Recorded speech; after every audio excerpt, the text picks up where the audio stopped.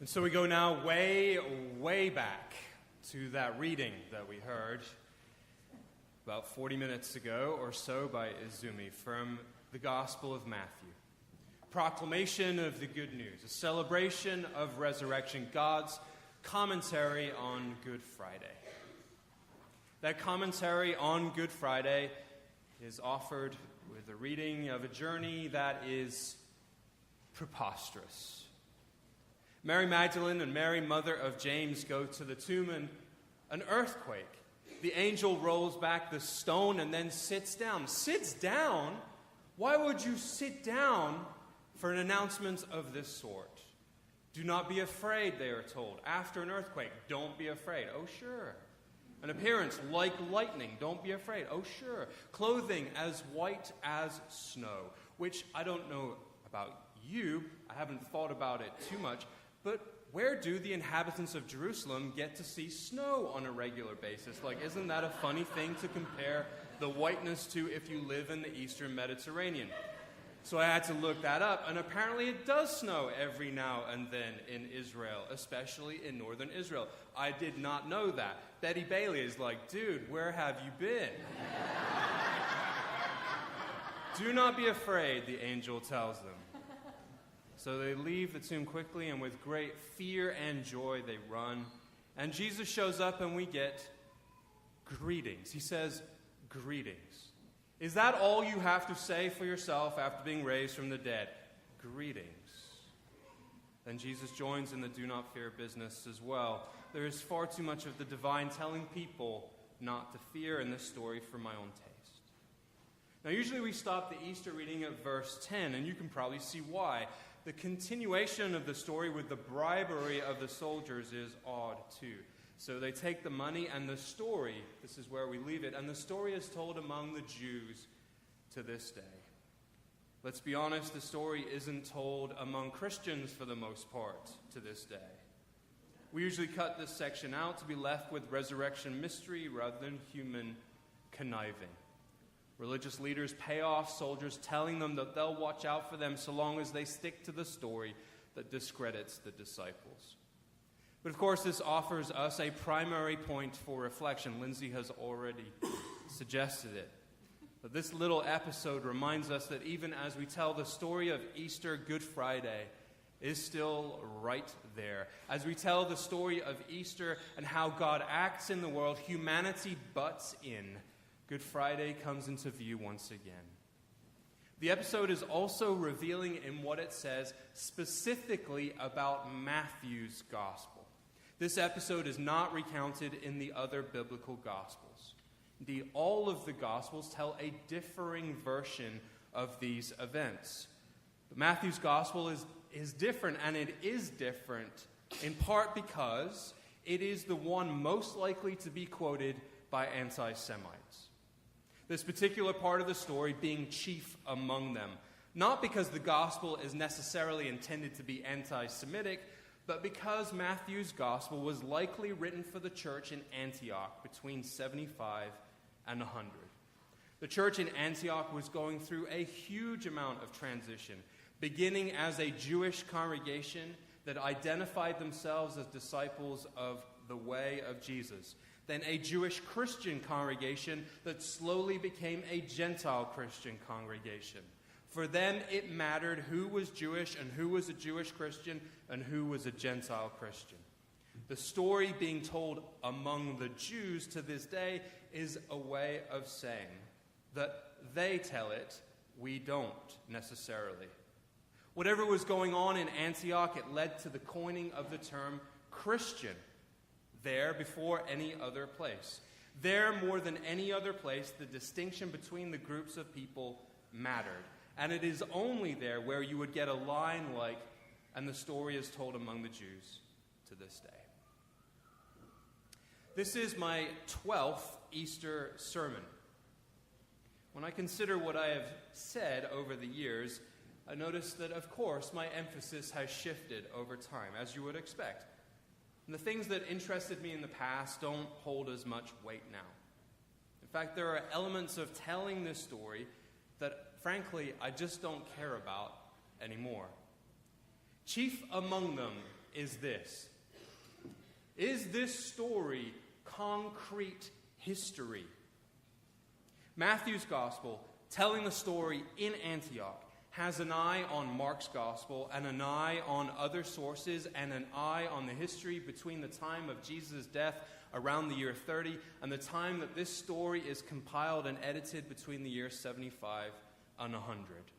It makes for an accounting that would be hard to be historically verifiable as it happens in Matthew, who chooses to include details and omit other details that are present in the other three Gospels. Did it happen in exactly this way? That has become a question that you might genuinely wish for me to parse out, but I can't. Every Gospel story is different in emphasis and detail. Historians point to the manner in which crucifixions occurred and say that Jesus' crucifixion would have been unheard of because the Romans left people hanging on the cross for days. That was the whole point of the punishment, to let people see for days that as they approached or left the cities under Roman control, when you mess with the empire messes with you. Don't even think about it. The crucified were left for days and then thrown in mass graves. You mess with the empire sure isn't letting you have an honorable burial. Did it happen this way? I'm not sure I care all that much anymore. I don't care that much because I already get enough of Good Friday as it is. I am already aware of how people treat each other, and perhaps part of growing older in this day and age is simply becoming more aware of people's capacity to be flat out mean and violent and profane. Did it happen that way? No, I want to ask something else. What are the marks of resurrection that I see and feel and touch when Good Friday is all around? What is the story and power of resurrection leading me to understand about God? What is it that we might understand about Easter Sunday and Good Friday being so closely joined together? Is it not our reality that Easter Sunday and Good Friday are often found in close proximity? On Thursday, as Pope Francis and as we in this community washed one another's feet, a bomb that cost so much it would fix the water problems in Flint and feed millions of refugees and pay for schools for girls all around the world, those things combined, was dropped from the sky. On the day last Sunday when we celebrated Jesus riding on a donkey, coming into the city in an act of peace, Coptic Christians celebrating the very same thing were savagely attacked in Egypt. Good Friday and Easter Sunday, the marks of death and the marks of resurrection are often found close together. The Jews of the Hebrew Bible, they never understood resurrection the way that people tend to talk about it now. They used to talk about resurrection happening as a people, as a nation being resurrected. Ezekiel prophesies about this in the Valley of the Bones, which is about a people, a whole people coming back to life. The older scriptures talk about people dying and their shades going to Sheol until the resurrection of the righteous someday. Each gospel writer understands the events of Easter a little differently, and there is every chance that you and I experience this a little differently too. Easter is not just a miracle, although it certainly is that, and it certainly isn't merely a magic act.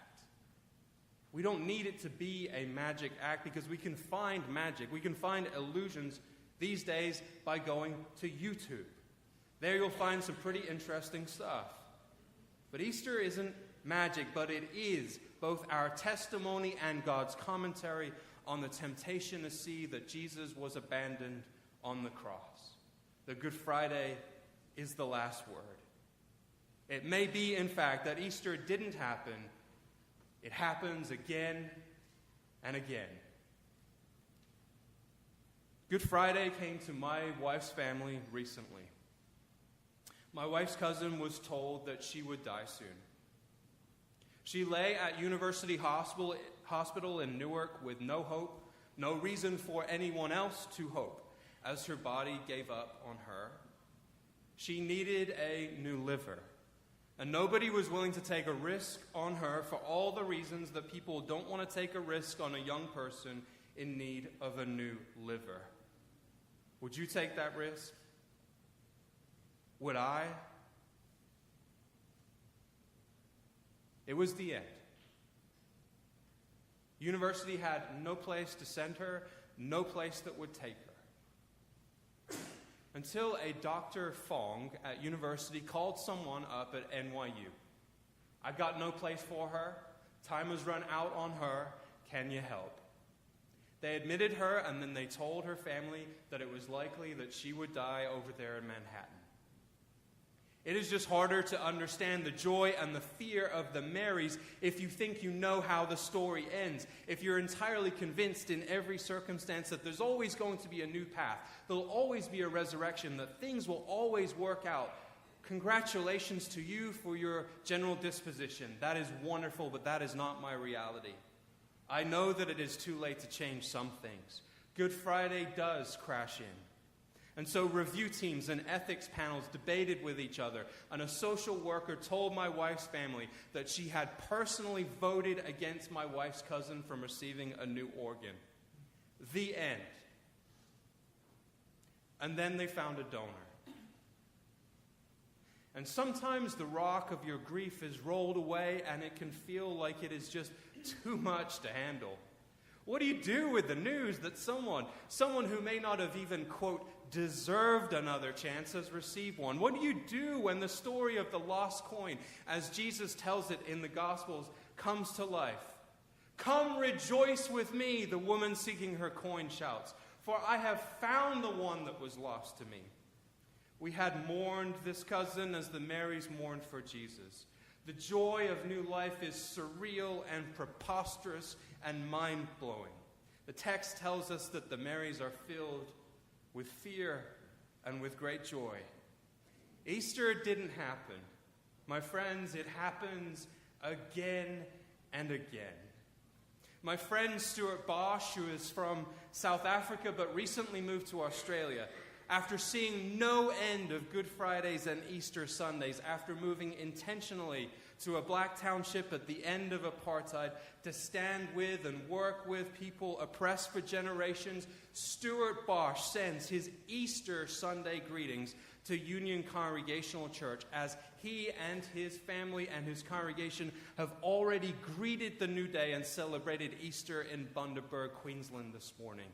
My friend Gert van der Linde has already led worship at the Upper Room Communion in Durban, South Africa today, an LGBTQ-affirming church that sits on plastic chairs in the small room in the midst of a culture that affirms their rights constitutionally, but culturally lets people know that they still aren't normal. And Gert, he does not send Good Friday greetings to us, he sends Easter greetings to Union Congregational Church. And Modi, our guest from a couple of weeks ago, sends us Easter greetings from Uganda, where she has been forced to live because of the deplorable conditions in South Sudan. South Sudan has no end of Good Fridays, but Modi greets us with Easter Sunday greetings from Uganda.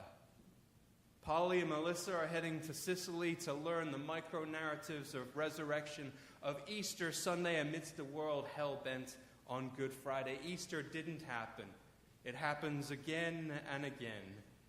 We celebrate here as God's people, as we remember people all around the world greeting the day of resurrection with fear and with joy. My wife's cousin is alive. She is alive today.